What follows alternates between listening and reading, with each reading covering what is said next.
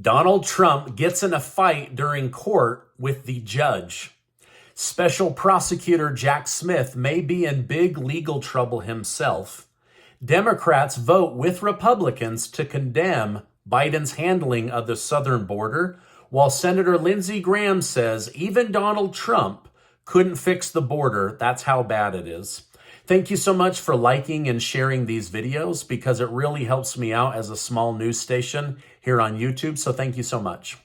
Now that Iowa is behind us, New Hampshire's primary is what candidates have their eyes on. While campaigning for the state's vote, former President Donald Trump surprised voters by bringing Vivek Ramaswamy out on stage to speak. Unlike before, Ramaswamy now echoed a sense of confidence that Donald Trump would be elected and would defeat the deep state. During Trump's speech, he hinted that Vivek has a future with him, possibly meaning a vice presidential nominee or at least a cabinet position. Now, I don't think Donald Trump was expecting Vivek to do this, but Vivek basically gave a off the top of his head 5-minute speech about how he and Donald Trump are going to save the country. It definitely looked like he is vying for the position of vice president. Now, previously, one of Vivek's main arguments against Donald Trump was that he believed the deep state would do anything in their power to keep him away from the White House. And to be honest, it's not a bad conclusion. However, now he is saying that everybody must get behind Donald Trump, who believes in Donald Trump, and push him forward into the White House no matter what. Now, at least that's according to Trump's legal team. With respect to documents, Donald Trump is now accusing Joe Biden and his administration of colluding against him when it comes to the Trump versus Washington, D.C. legal case with the classified documents down in Florida. While there isn't evidence available yet, Trump's attorneys have detailed records that they believe should be made public and that they will exonerate the former sitting president. So more information needs to come out about that. Now, special counsel Jack Smith has been trying to get a more detailed version of Donald Trump's legal defense, but was just denied access by a federal judge. According to the judge, Jack Smith was trying to access these details far ahead of when the prosecution is allowed. Based on previous filings, Smith is concerned that Trump will use an advice of counsel defense, which means Donald Trump may claim he handled documents how his lawyers directed him to handle documents. While I'm not a lawyer, removing the intentionality part of certain alleged crimes can help dramatically. That's what it seems Donald Trump is trying to do here. And if he wasn't, you just publicly said what he should do to get out of this case, so he may do it regardless. Oh my gosh, this guy. All right, now in another one of Donald Trump's lawsuits, I mean, these guys are trying to keep him involved in lawsuit after lawsuit after lawsuit. In Trump's defamation lawsuit against E Jean Carroll, the judge, Judge Louis A. Kaplan, and Donald Trump got into a yelling match, and Donald Trump's lawyers had to calm him down. At one point, the judge said, "You just love for me to kick you out of my courtroom." Trump said, "I would love it. I would love it." Judge Kaplan then said, "I know you would because you just can't control yourself in these circumstances," to which Trump immediately shot back, "You can't either." So the two were kind of going back and forth, yelling at each other. Now, it should be noted that E Jean Carroll cannot remember the day or even the year that she was supposedly assaulted by Donald Trump. She then returned to this same shopping venue at least a dozen times.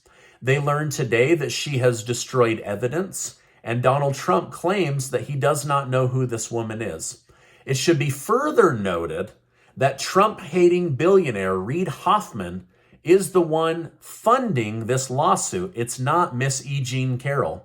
Now, many believe that this is a false lawsuit used to distract Trump and hurt him with the people. However, he has become more popular, which has infuriated this billionaire, Reid Hoffman.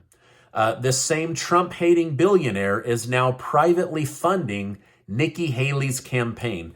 So this guy hates Donald Trump.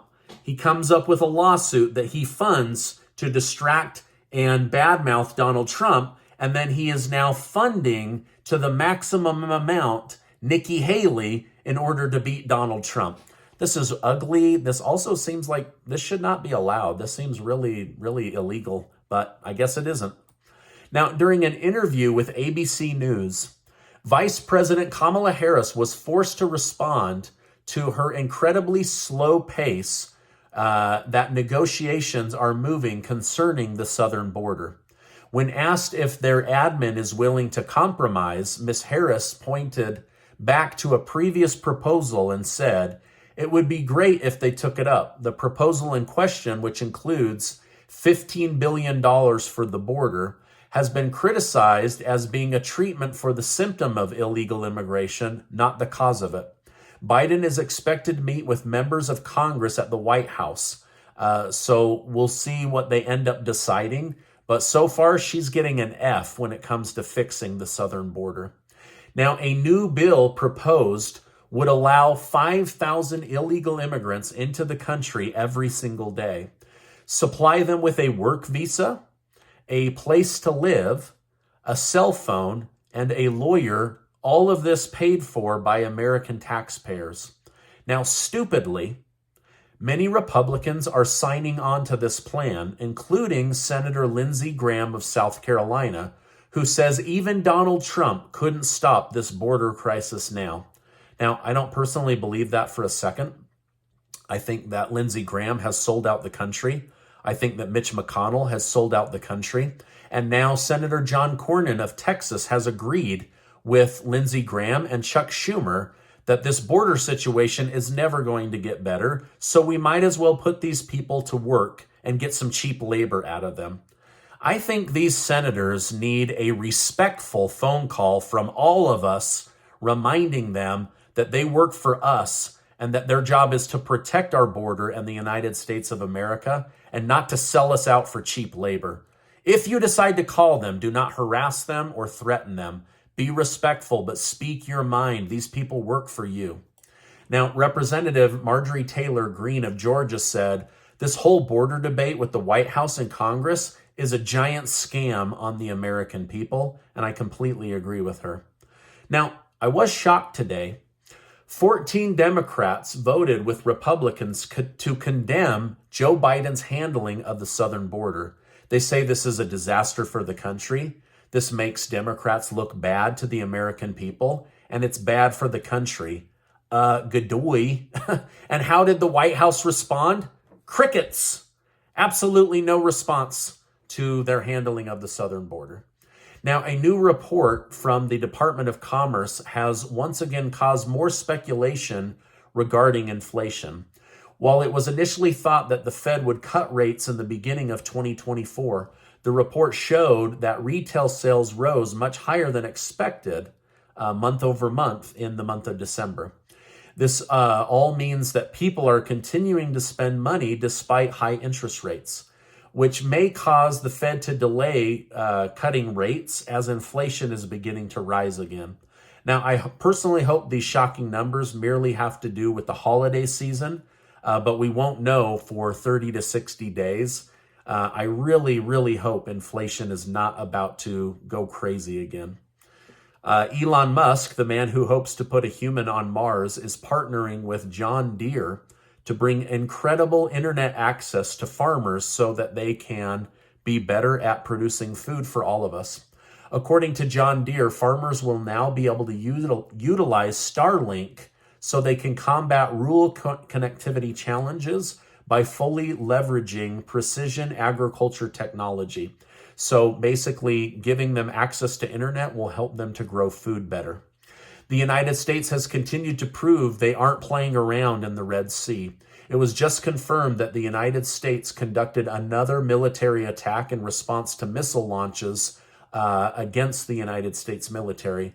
The missiles, if launched, could have caused massive threats to the U.S. Navy and commercial ships in the area, according to CENTCOM, which is one of the unified combatant commands of the U.S. Department of Defense. So basically, this thing is ramping up with the Houthis, and they're going to just continue to launch drones and missiles at the U.S. military, and the U.S. military is going to hit them with precision missile strikes in order to stop all of this. Now, this is my update for today. As I know more, I will come on and share more with you. Thank you so much for watching today's video. Please give it a like, hit that subscribe button, and check out this interview. You're not going to want to leave the internet without seeing it. Thank you so much, and I will see you on the next video.